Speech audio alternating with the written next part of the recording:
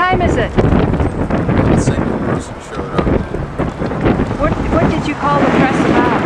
Well, the press conference was to announce that we can have jobs created in any town or village in the United States at a cost of $100 each.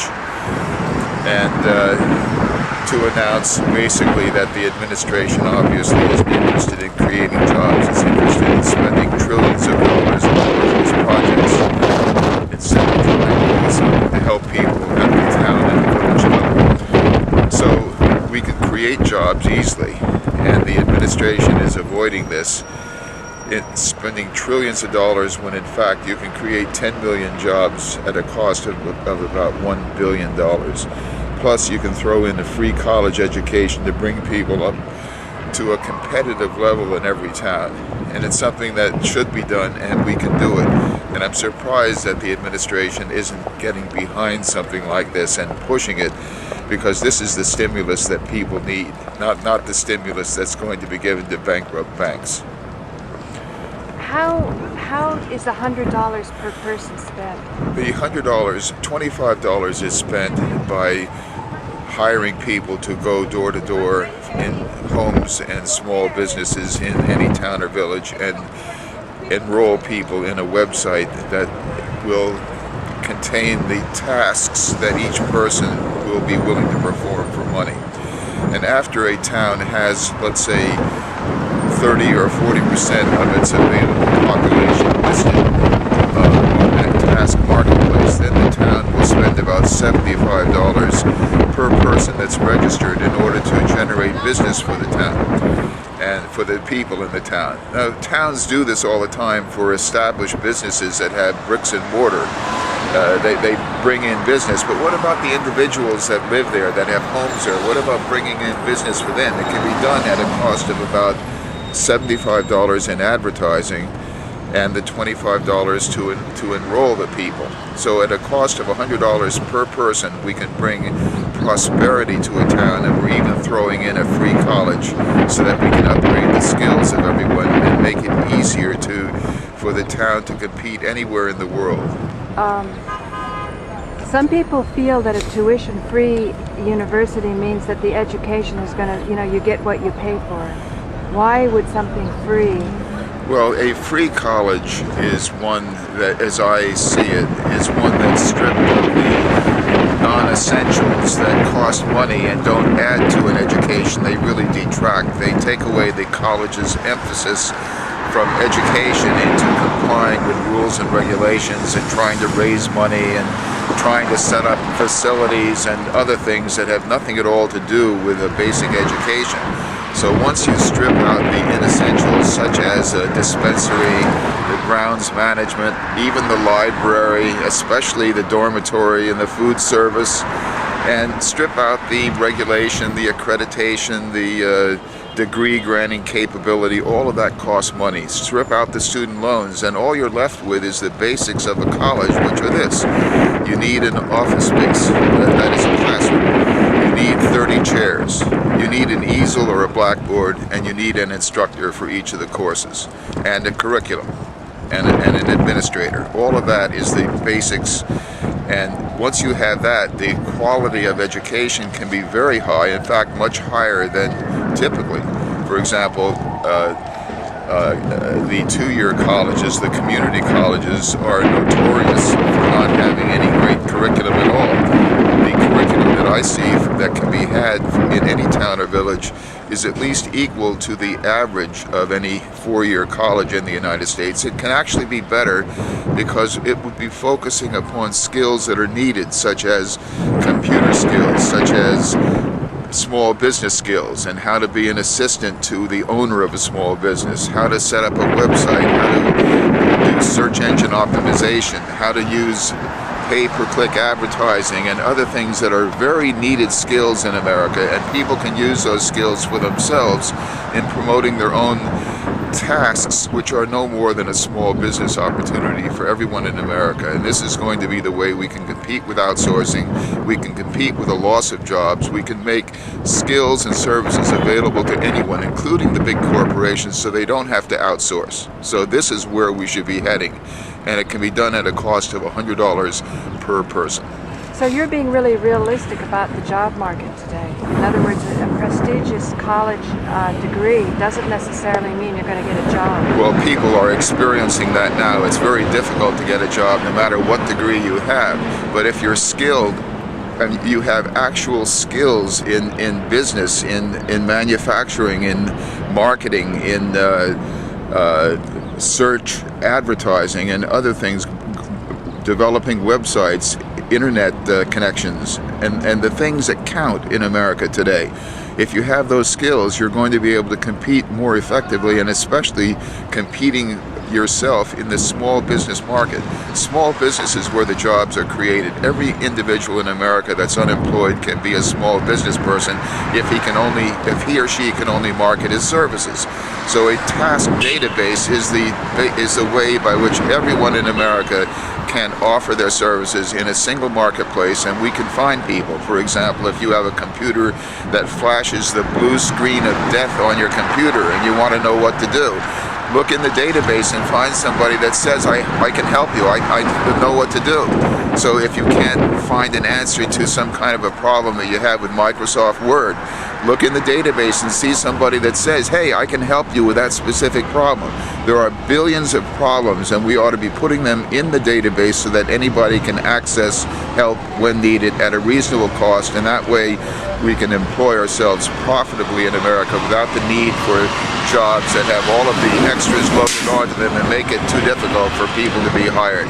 There's too many benefits that people expect in jobs, and that's why you're unpopular in liberal New York, because everyone's pushing for benefits and not realizing that the person getting the benefits is going bankrupt. Well, what's popular anywhere is to have a job if you can get it. But when we don't have jobs at all, we have to have a replacement market. The replacement market is obviously a task marketplace. Jobs are diminishing, and we have to find a successor. I've developed the successor, and the fact of it is that any town or village can put all of its people to work. All of them. Just through enrolling them in the website and then marketing the website to a 25-mile radius around the town. And the cost is about $100 per person, and you can bring in prosperity to the town. They can start paying their mortgages, their property values will go up, people will want to live in the town.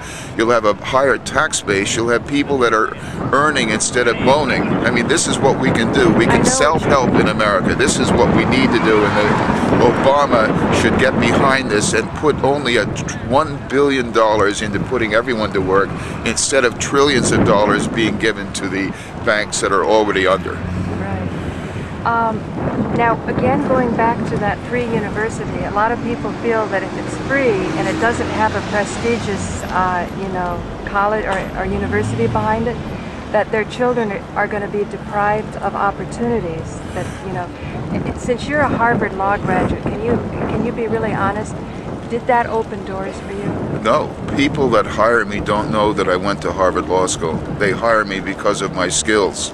People want a job done, and we don't ask, on internet particularly, if you're buying from a website, you don't ask if the owner went to Harvard or whether the owner is a particular color or a religion, a religious persuasion. Is there something like with eBay where you find what the track record is of the buyer and seller for attorneys online? There isn't yet, but there will be. But right now, I have the opportunity for everyone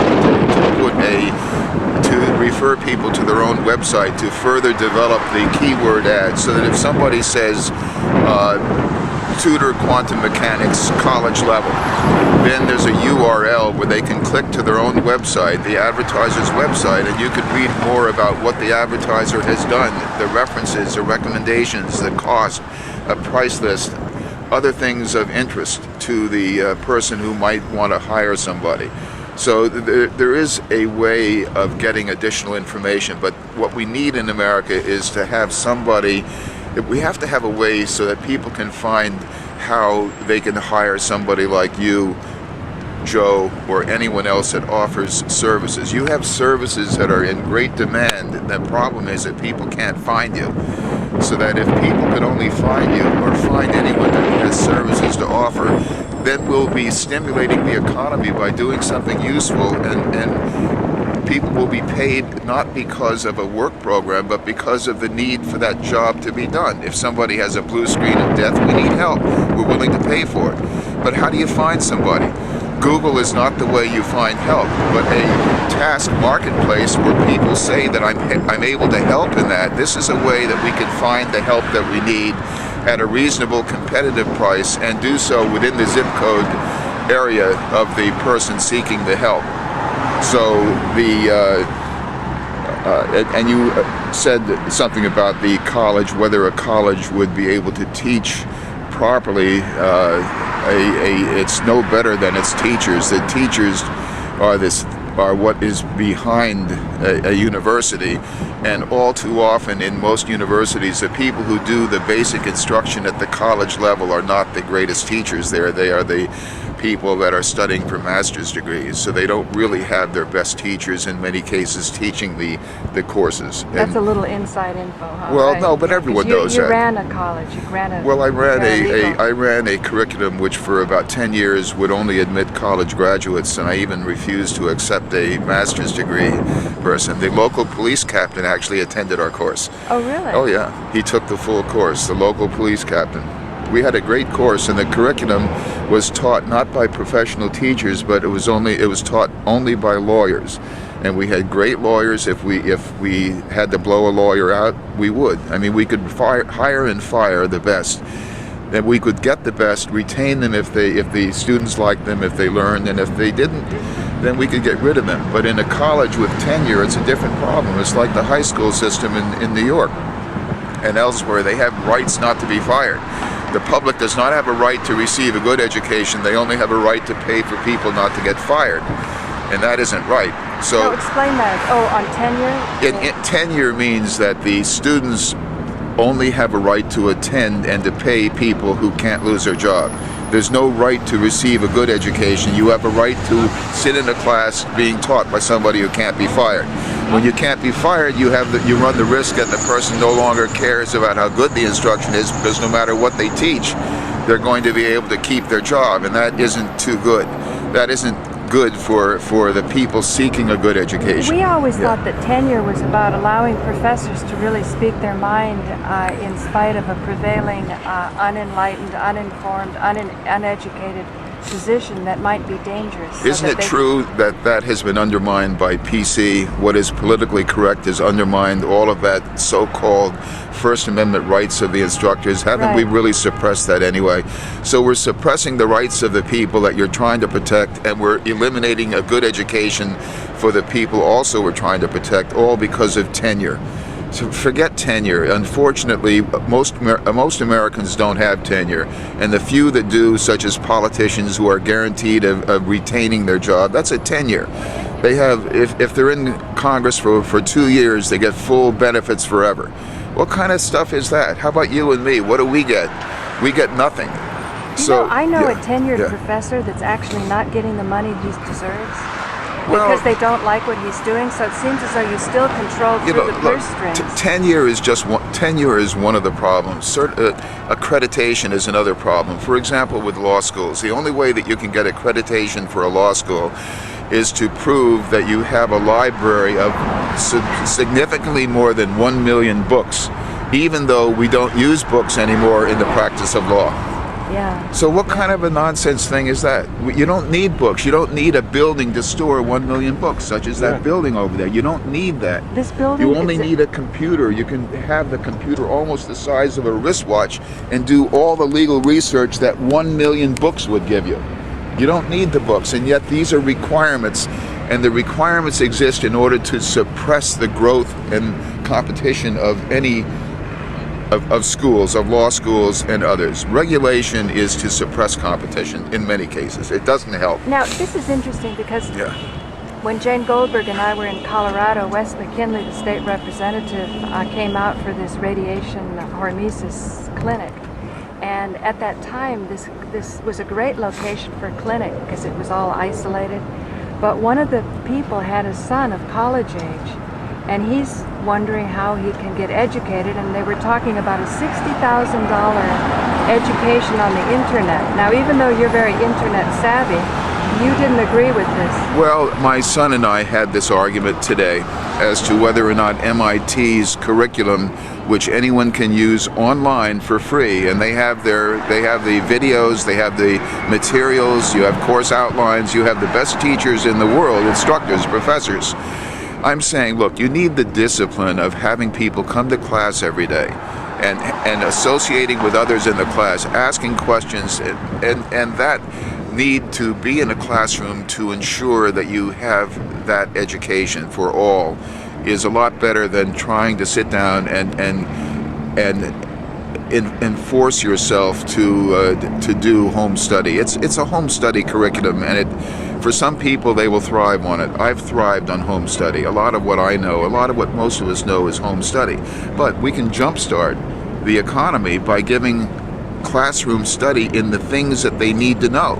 Like I had to learn all of my computer programming and website development. I had to learn that by doing it. But why should others be forced into waiting years to learn how to do it when we can instruct them in a classroom and give them a high quality head start? There's certainly people out there, I mean, I'm sure viewers of mine and of Joe's who have these skills. Well, then, and are sitting there sweating bullets like it's a beautiful day, on my bike. But I think a lot of people are scared today. They don't know how they're going to pay their rent. Well, but that's exactly why we need to have a database of people willing to do specified tasks. But we don't know what those tasks are unless they announce them. You have to figure out. For example, one thing I want people to do is to read the newspapers, look at television every day, and if you see that there's a problem that you could address quickly, just put in a new ad in your website and people are going to start searching right away.